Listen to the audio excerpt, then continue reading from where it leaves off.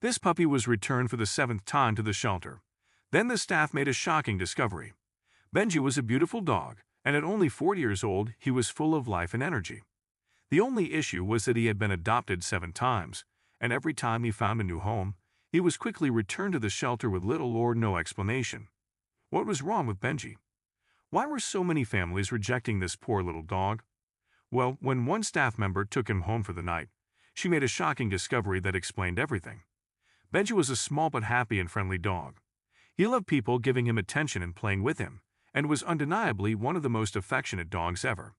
That's why people loved to adopt him. But every time a family took him home, they would return him within 3 or 4 weeks. Staff at the shelter were mystified as to what went wrong when the families got Benji home, and their explanations didn't help clear things up. One family said he just wasn't a good fit in the home, and another family said they just changed their minds. One family said that he was too energetic for them, while another said that he never wanted to go out for walks or anything. One of the families even said Benji wasn't friendly enough, something that staff could barely believe. It just didn't add up. There was no common reason why Benji kept being returned to the shelter. He seemed like the perfect dog, but there was something about him that families clearly couldn't get on with. To get to the bottom of the issue, one young student working at the shelter volunteered to take him home and observe what he was like in a setting away from the shelter. Besides, she had always gotten along with Benji and loved to fuss over him and play with him whenever she was working.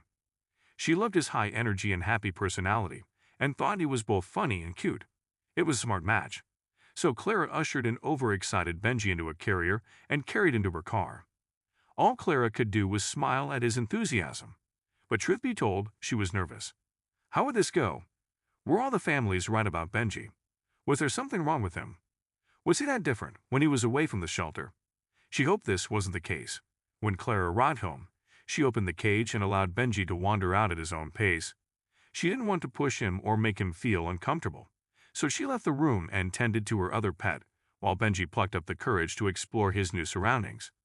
After about half an hour, the little dog slowly started to step out of his cage and look around.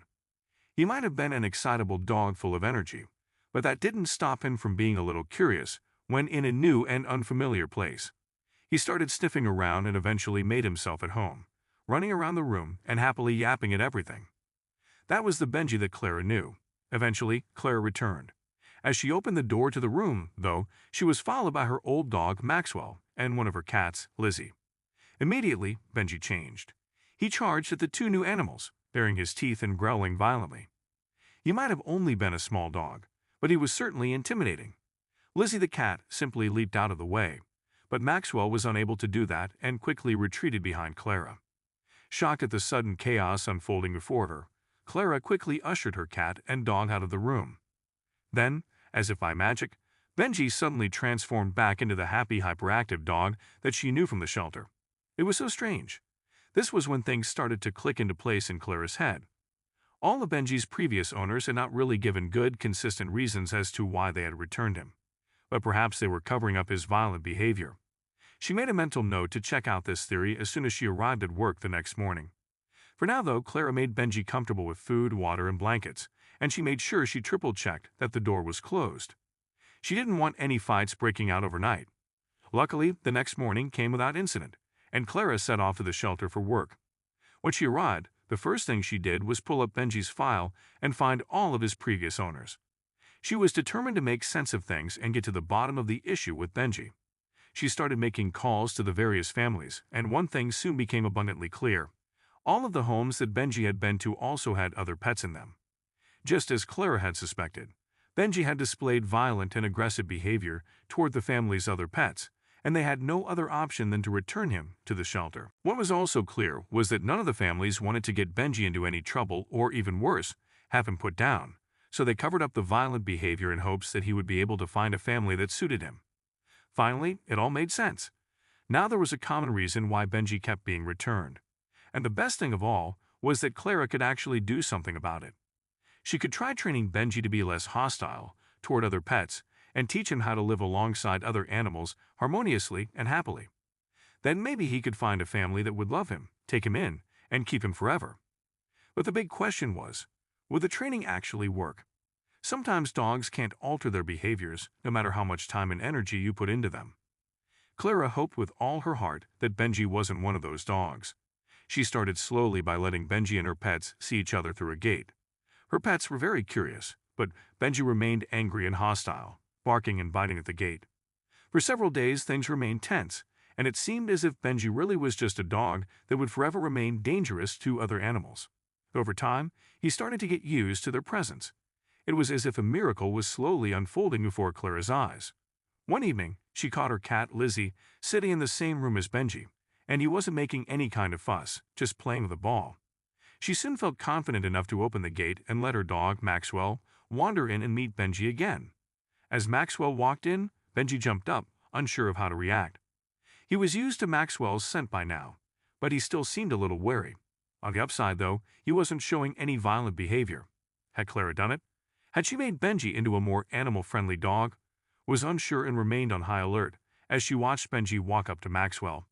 Was he about to attack? What she saw melted her heart. He started sniffing Clara's old dog, and his tail started wagging. Soon enough, the two dogs were happily playing with a ball and chasing each other around. There was no sign of violence or aggression. It was as if the two dogs had known each other for a lifetime. And when they were done playing and resting on Benji's bed, Lizzie the cat even wandered up and gave Benji a few licks before curling up to sleep between the two dogs. It was heartwarming to see, and Clara was proud that all her hard work had paid off. The time came for her to return Benji to the shelter so he could once again go up for adoption. But the strangest thing happened. She didn't want to say goodbye.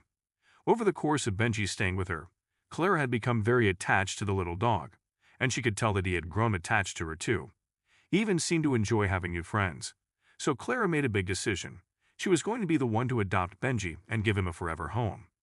He was comfortably part of her family already, so she couldn't turn him away now. While Clara wasn't sure about Benji at first, it just goes to show that some love, attention, time, and most importantly, training really go a long way. Luckily, after a little training, Benji not only became a good dog, but a great dog. How would you have dealt with a dog like Benji?